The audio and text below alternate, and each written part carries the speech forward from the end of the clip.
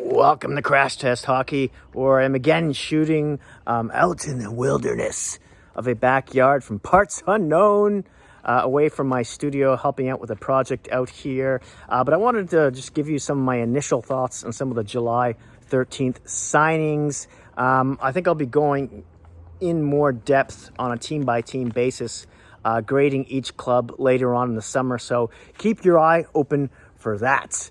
Now let's get started here with the Ottawa Senators. The rebuild is over. Talbot brings some more stability to their net. I like that move. The Giroux signing is huge.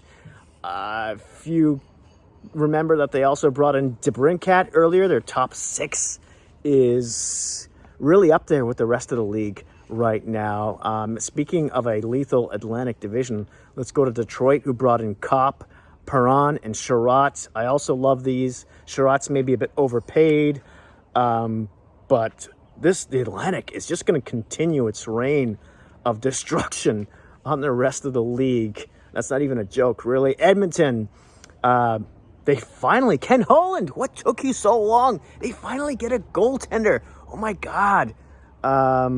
Campbell is not like a guarantee or anything. You know, he had a good streak during the year. He had his ups and downs, and he never really, last year was his really first year as a starter.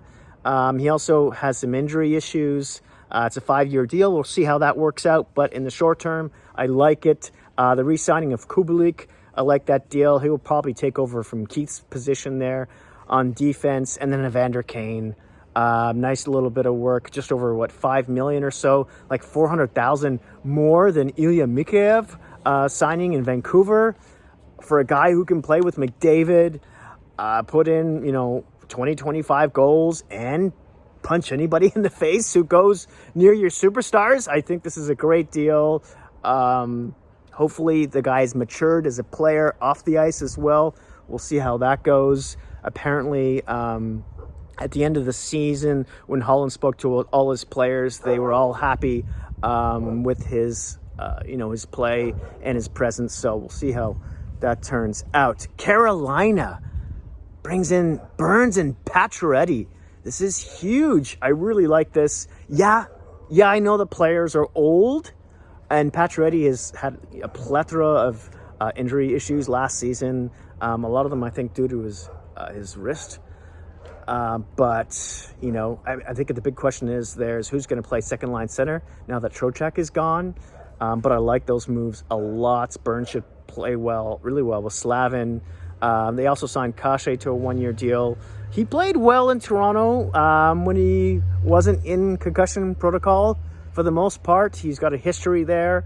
But it's a 1-year deal, no risk. Columbus. Big news out of Columbus. Signing Johnny Gaudreau. What? The Flames offered him 8 years, and I think he left, almost $15 million on the table by leaving Calgary? I don't get that one. That's, before taxes, but still, Jersey has more potential than Columbus. No offense to the fans, but even Philly, really.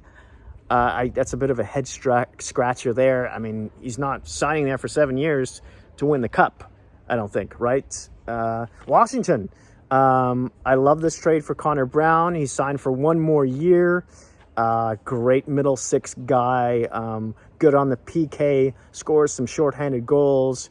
Of course, they finally land their goalie in Kemper, who just won the Stanley Cup, to a 5-year deal. I think he's a bit overrated, but after what they've had in the past couple of years or so, this is definitely an upgrade for them.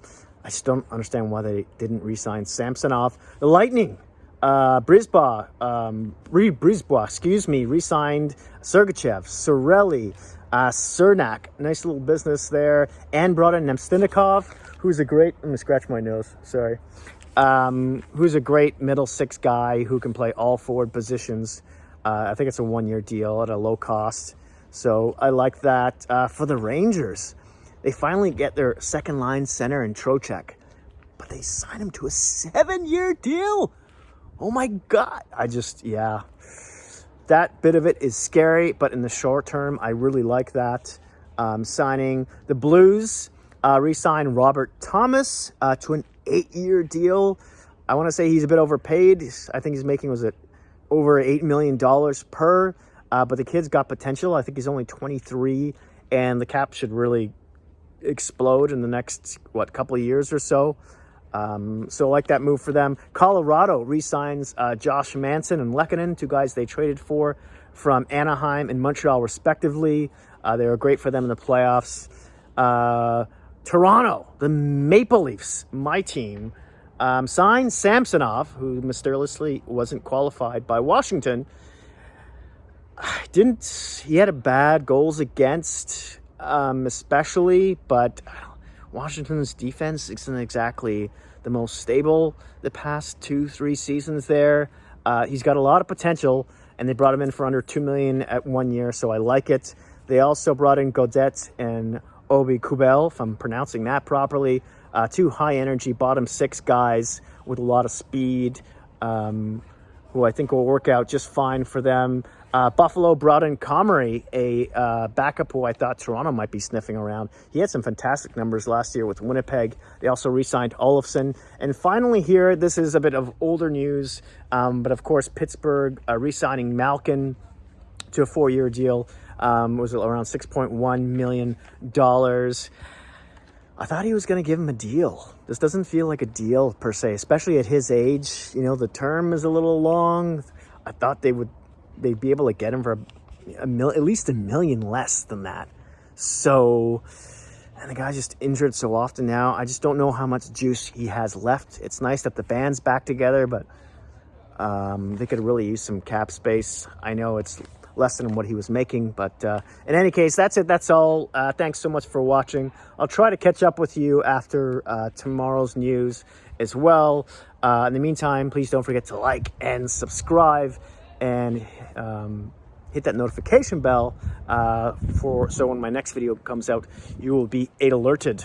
Thanks again, and I'll see you soon.